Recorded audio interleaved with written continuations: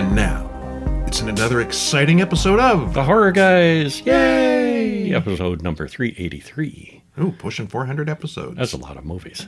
We'll make 400 by the end of the year. Good thing we like horror movies. We got Because we watch a lot of them. over 2,000 of them on the site now. Yeah. That's crazy. There's a site, you say? HorrorGuys.com, where every weekday, we post a new horror movie review. 5 a week, every week, in and out. That sounds expensive. It's free. Just It's go and free? take a look. Oh, it's free. But going to a website every day could be kind of easy to forget. Mm-hmm. There's an easier way. What's that? HorrorWeekly.com, where you just go in, plug in your email address, and every Sunday, as soon as we get done recording the podcast, you'll get all our reviews in your email. One big fat message. It's got all the reviews in it. And those will be the complete reviews. Here on the podcast, we just give you a taste. Yeah, we don't spoil them here, so you can listen safely. But on the written stuff, we go all the way through it to the very end. Sometimes it's a bitter end. With all the spoilery details. Sometimes it is, yeah. Sometimes it's bitter for the viewer. Sometimes it's bitter for the characters. Well, sometimes we warn you away. Sometimes we advise you to watch it. Yeah. We've watched next week's films already, and we've got some. We got a couple. We got a couple we were going to warn you about. Yeah. But this week's movies were all pretty decent. Yeah. What do we have? It was an entertaining week. Well, we go way back in time to 1934 with a short little film called Maniac. Yeah, crazy. And a little more forward in time, a couple of duos from 1956. One, Satellite in the Sky and World Without End.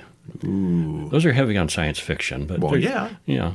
Classic science fiction. I think World Without End certainly falls into the horror category as well. Yeah. Satellite in the Sky, that's a bit sketchier. Yeah, that one's harder sci-fi. Yeah. We push the boundaries of horror sometimes. We do, yeah. And then up to almost modern day, 2025's Diabolic and 2025's The Arborist. Lots of greenery in that one. Lots of dead things to clear away. Yeah. Yeah. And as usual, these dead things are brought to you by HorrorMonthly.com, where you can pick up all our reviews. If the email and the website wasn't enough, you could, at the end of every month, pick up the print magazine at HorrorMonthly.com. Those are nice. They've got everything from the previous month, usually about 100 to 120 pages of reviews and horror stuff in there. Mm-hmm. I like it. Yeah, me too. We're biased, though. We are a little bit, yes. A little bit. All right, but first up, we have The Arborist from 2025, written and directed by Andrew Mudge, stars Lucy Walters, Hudson West, and Will Lyman.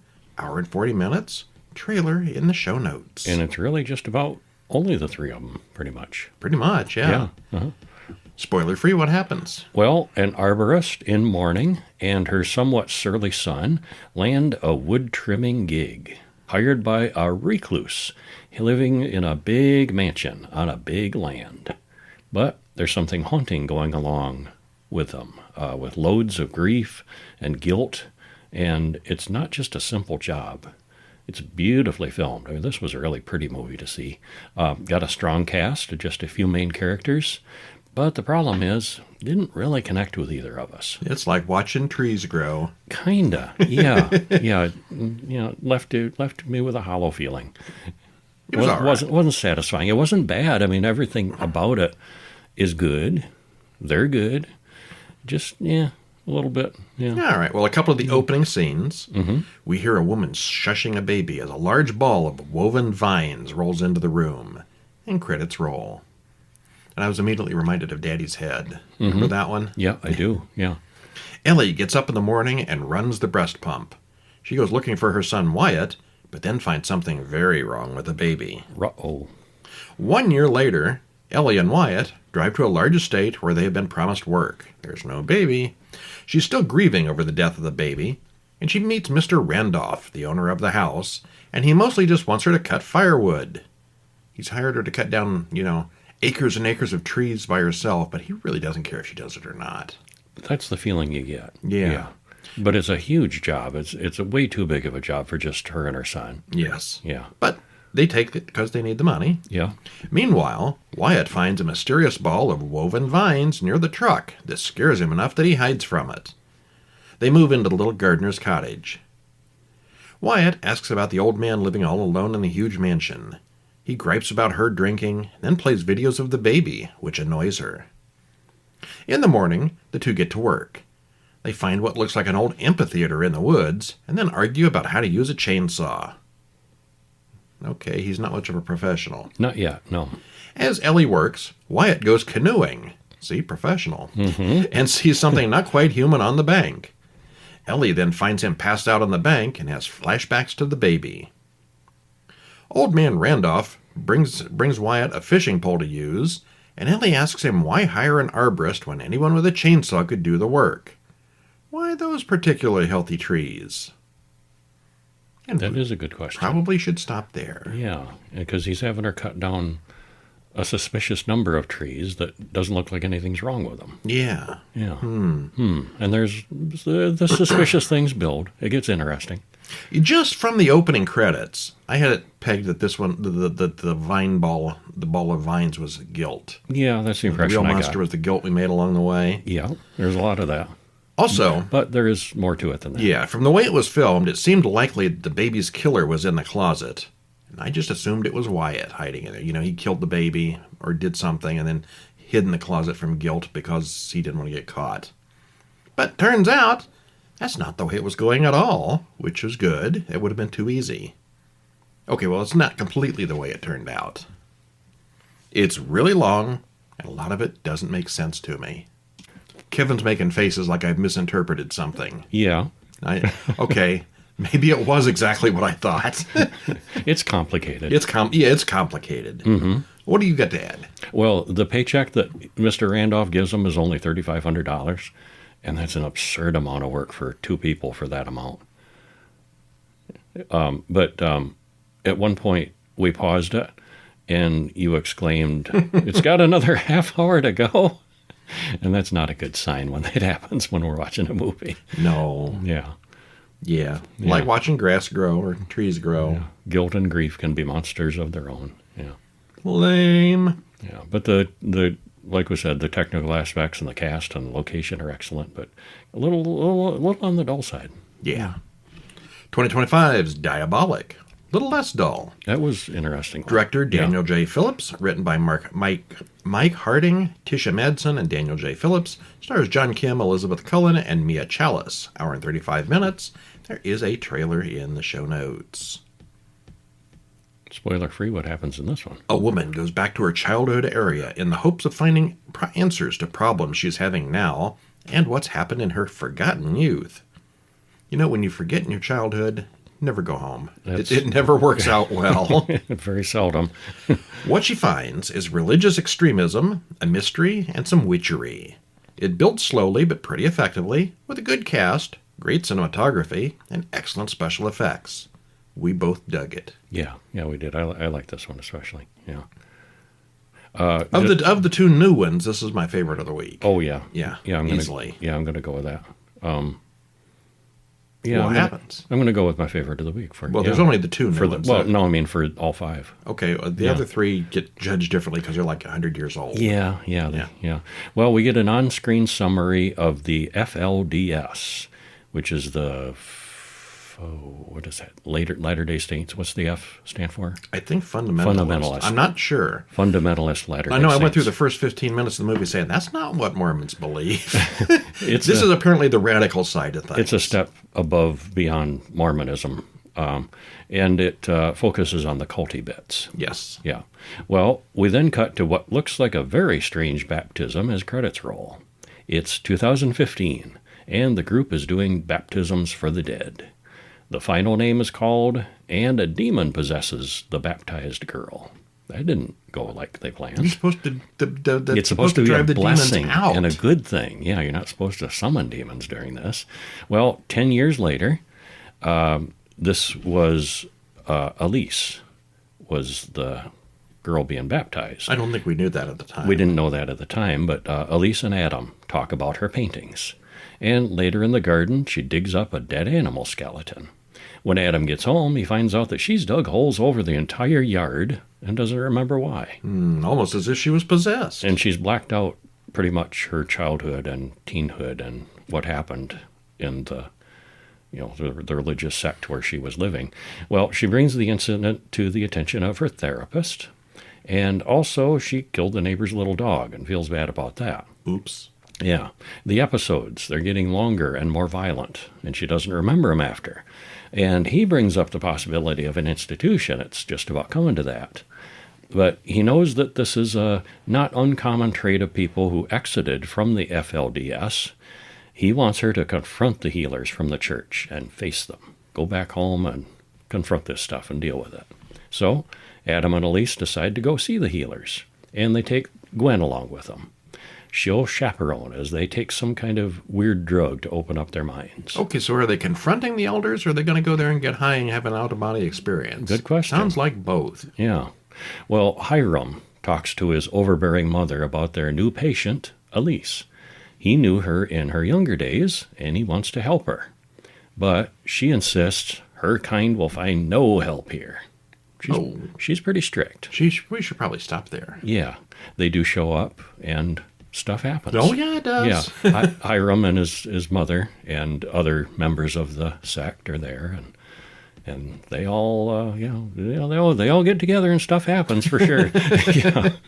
Well, the cast is good, and the mystery that unfolds is interesting. Because something's going on. Yeah, there's some kind of conspiracy or something. We know this from right away. Yeah. The whole FLDS thing is rarely handled in horror movies, but it's kind of the best part of the movie. It's like going to an alien world almost. Yeah, kind of. Yeah. I was totally expecting Hiram and Alma to be the evil crazies, because they kind of come off as that in the beginning. Mm-hmm. Nothing will help them. But they were completely genuine and helpful, which makes a nice little twist. Mm-hmm. They were not the baddies. And at the beginning it says the following is inspired by true events, which always loses me a little bit off the bat. But the IMDb trivia mentioned that one of the co-writers, Tisha Madsen, she had some real life experience with the Mormon Church, and I'm assuming there was less of a body count when she, probably and less magic when she was attending. But that's just an assumption. But it was really effective at keeping you guessing on what's going on. Yeah. I liked it. I thought it was really well put together. What is going on here? Yeah. One you really don't have a lot of doubts about what's going on is Maniac from 1934. This is not to be confused with the Maniac from the 70s or the Maniac from the 2010s. Those are not a whole different Maniac. Yeah, those are not remakes of this. No. This is one of a kind. It is, yeah. Directed by Dwayne Esper, written by Hildegard Stady. He was really a groundbreaking filmmaker back in the day. Esper? Yeah. Dwayne Esper, known for doing odd things. This is one of them. Stars Bill Woods, Horace B. Carpenter, and Ted Edwards. It's only 51 minutes, so it's easy and quick. That poster, Sex, Drugs, and Psychos. Yeah, that's a poster from a re-release in 1983. 25 years before Norman Bates hacked his first victim. They couldn't have said that before Psycho came out. Right, yeah. 30 years before Andy Warhol first exposed the Chelsea Girls. I have no idea what that is. I'm not familiar with that one. 40 years before Divine first tasted dog doo-doo. I know that one. What? There's a movie... I know who Divine is. Yeah, it's one of Roger Waters' movies. I'm blanking out on the title. But yeah, it ends with her eating dog poop. Okay. And supposedly she really might have. But before all that, one motion picture dared to break all the taboos. Maniac, the first word in bad taste. Which, if you're thinking that's probably pretty tame in 1934, you'd be right. Yeah, but comparatively. It was pretty darn extreme for 1934. Yeah, for today, it's modern audiences. It's not shocking, but yeah, it's kind of laughable today. Yeah. It's well, it's the spoiler free. We wrote, it's awful and fascinating at the same time. Surprisingly gross and graphic for 1934. It's got nudity. Yeah, which I didn't know any movies back then did. Yeah, and some gore, and give it a try if you'd like something historically interesting and pretty entertaining. But there's more chuckles and ew moments than scares. Yes, yeah, very much. It's not really scary, but it's interesting. Well, we get an opening scroll that talks about fear, faith, and unhealthy thought. All criminals suffer from some mental disease. Well, we knew this, right? Yeah. Well, we cut to Dr. Meersholtz and Maxwell working in their lab. The old man wants to experiment on a dead body and needs Maxwell's help to get one. He's going to impersonate the coroner and steal the body. Well, they enter the morgue and inject one of the bodies with the doctor's serum. She soon begins to move, and they need to get her out of the morgue past the guard and attendants. I'm like, okay, it's a Frankenstein kind of thing. Sort of, kind of, yeah. But no, that kind of all gets forgotten fairly quickly. The police start looking for the missing body, and Dr. Meerschutz's name comes up right away, and so does Maxwell. Back at the lab, Dr. Meerschultz wants another body that he can transplant a still-beating heart into. He doesn't care where that body comes from, so Maxwell breaks into the nearby undertaker's place, but he's run off by angry cats. Cats play a important role in this movie. Weird. After he reports failure to the old doctor, Meerschultz wants Maxwell to kill himself for the experiment. Instead, Maxwell shoots the old madman. Escalated quickly. Yeah, it did. We then cut to another scroll about dementia praecox, a very common form of anxiety. Insanity.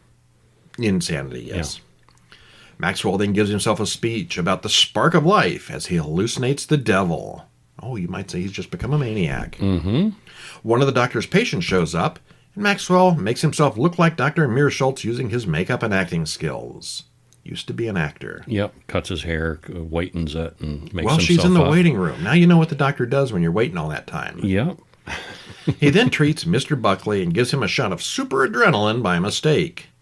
Mr. Buckley has a reaction. Oh, yeah. Oh, does he ever. He goes berserk and steals the undead woman from the morgue. We should probably stop there. Yeah. Madness continues. But you'd think with the woman brought back from the dead, it would be like a Frankenstein movie. You'd think so. Or this guy being shot with the super adrenaline, you think maybe he's the maniac. Both of those things are kind of forgotten almost as soon as they happen. Yeah. There's a lot more going on later on. Mm-hmm.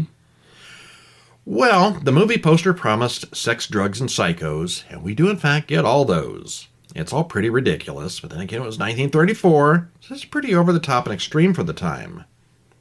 The acting is awful, the plot is thin, but it's really interesting considering what they got away with at the time. Yeah, it's a weird one. It is weird, yes. Yeah. And the Phyllis Diller in this movie is not the comedian Phyllis Diller. I saw Phyllis Diller was in the credits. I'm sure she's probably 12 at the time or something. No, it's not her. It's not her.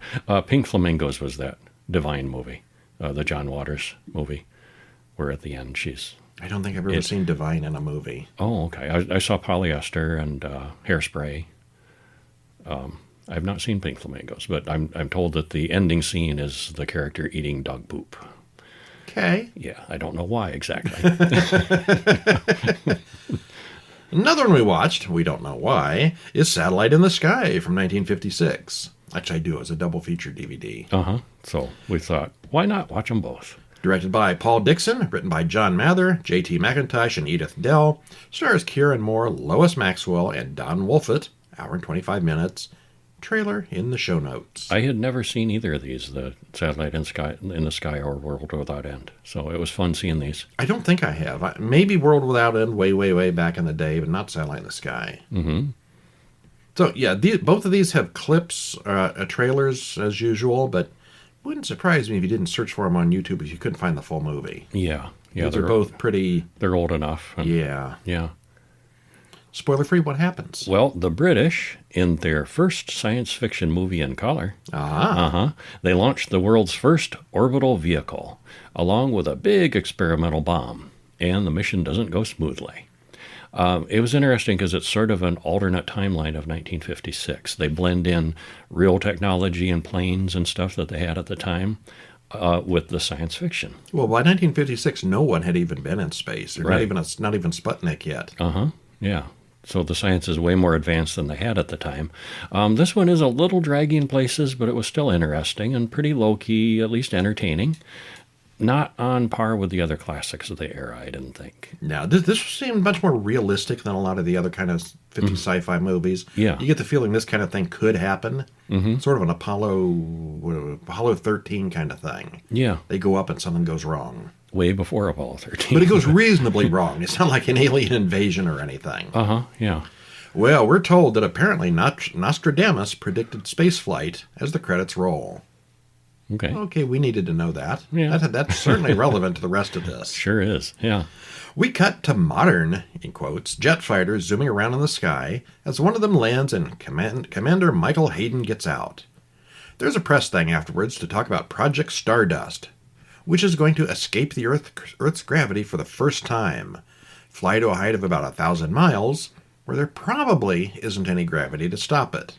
It's experimental at this point. I like how they use things like probably. 'cause Probably. They didn't know. We'll probably be fine up there. Mike explains that the power and fuel are the real problems with the experiment. Kim asks what we'll gain from all this. Shouldn't we fix our problems on our own world first? She's a investigative reporter. Yes. Yeah.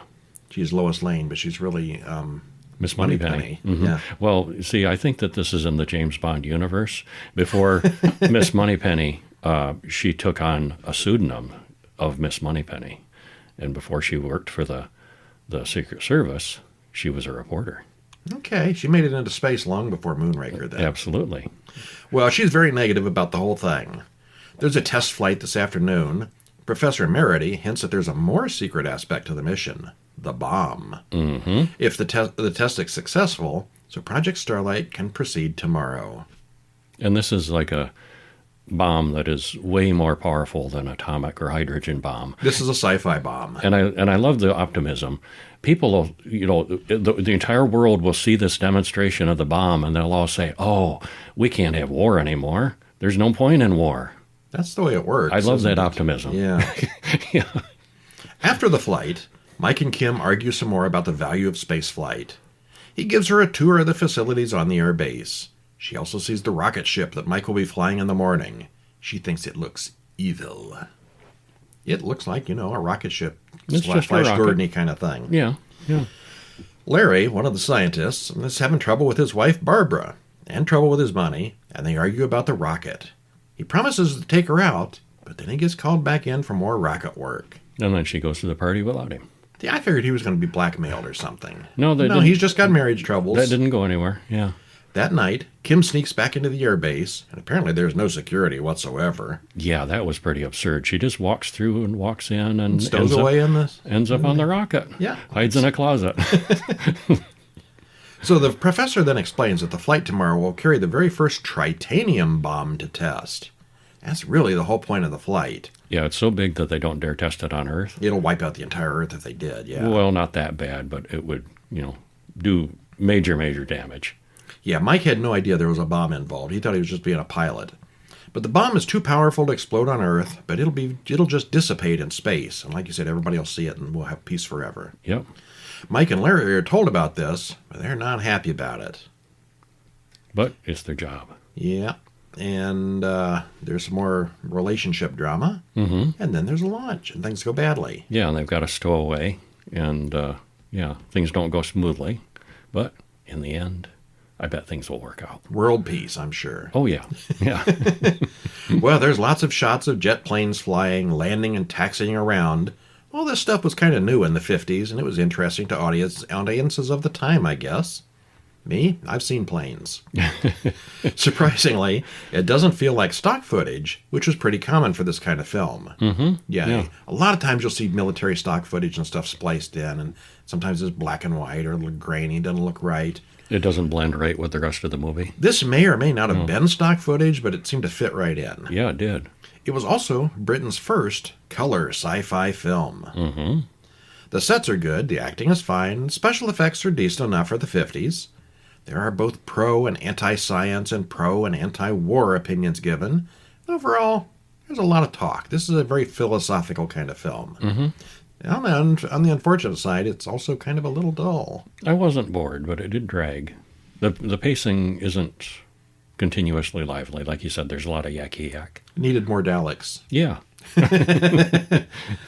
1956, World Without End. Written and directed by Edward Burns. Stars Hugh Marlowe, Nancy Gates, Nelson Lee. Hour and 20 minutes. Trailer in the usual place. That poster means absolutely nothing, but it's kind of cool. Yeah, it's a cool poster, but it doesn't really match the movie very well. That's not the movie we saw. Yeah. Spoiler-free, what happens? What starts out as a manned mission to orbit Mars takes an unexpected turn when the craft goes through a time warp, and they're propelled into the year 2508, where Earth is populated by mutants and very few normal humans. That sounds kind of familiar. It does. It's Planet of the Apes meets the Time Machine. Except they're not apes, they're mutants.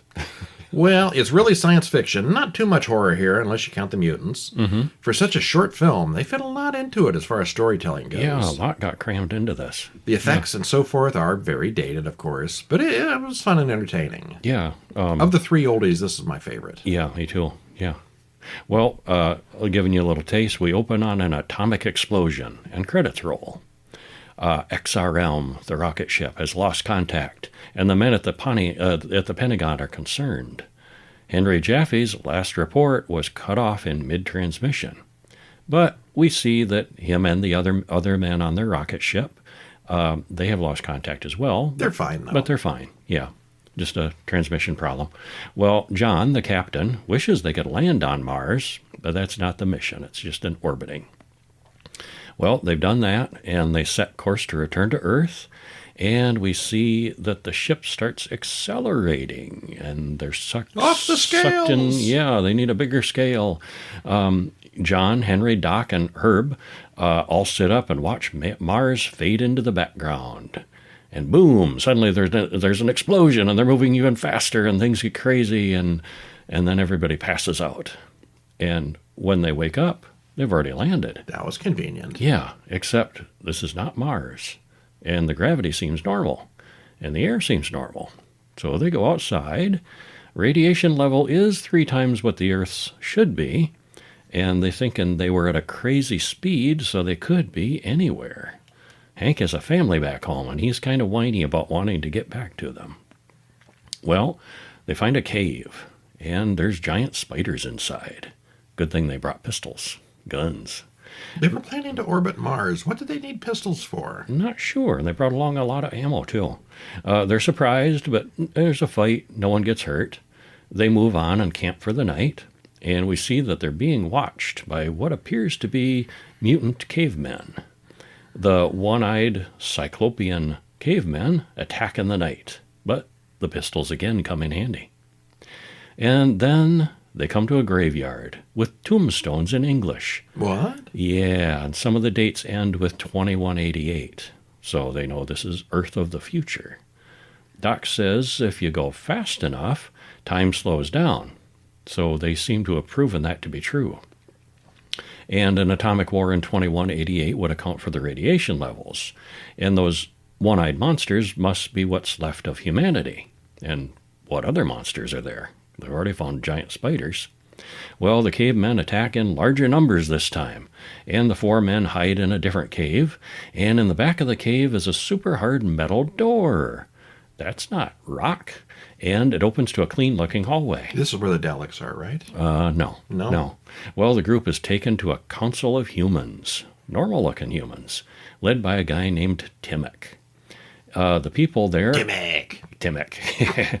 They all know about space-time warps being possible, or at least they did before the big atomic war. Timmick explains, though, that it's not 2188, it's 2508. Timmick's daughter, Garnet, leads them to a nice dinner. And Garnet explains about Dina, who was the daughter of one of the mutants outside, or some of the mutants, but she wasn't born deformed. So that happens sometimes with the mutants, and they kind of enslave them or cast them out. Well, she escaped, and the underground community took her in. Alrighty, so what are we going to do? We got all these normal-looking people living underground and the monsters living above ground. We need a war, don't we? Well, that's what these guys are trying to fire them up to that, but they're really peaceful and kind of not quite cowardly, but they're definitely pacifists. They've had enough fight and they just want to hang out underground. But their population is declining. There's not enough population to maintain, and the lack of sunlight, they're noticing that the kids are really listless. There's not very many kids. So they're trying to get these people fired up to fight back. All Take the surface back. All the underground men are scrawny little old men. Mostly. Grandparently types. And the women, of course, are, 1950s women. Wearing high heels. Busting out all over. Wearing high heels and short skirts, too. Yeah, you can see why the population is declining. Well, the plot borrows a lot from The Time Machine and was actually sued by the estate of H.G. Wells for infringement. There was a time when that wasn't public domain. Uh-huh. One of the cast, Rod Taylor, eventually starred in the film version of The Time Machine from 1960, which was actually pretty good. Yeah, it was. I think we've done that officially. I think so. Yeah. The time-traveling spaceship was a newer idea, and this film predates both the Planet of the Apes book by several years. Not just the movie, the book by several years. Mm-hmm.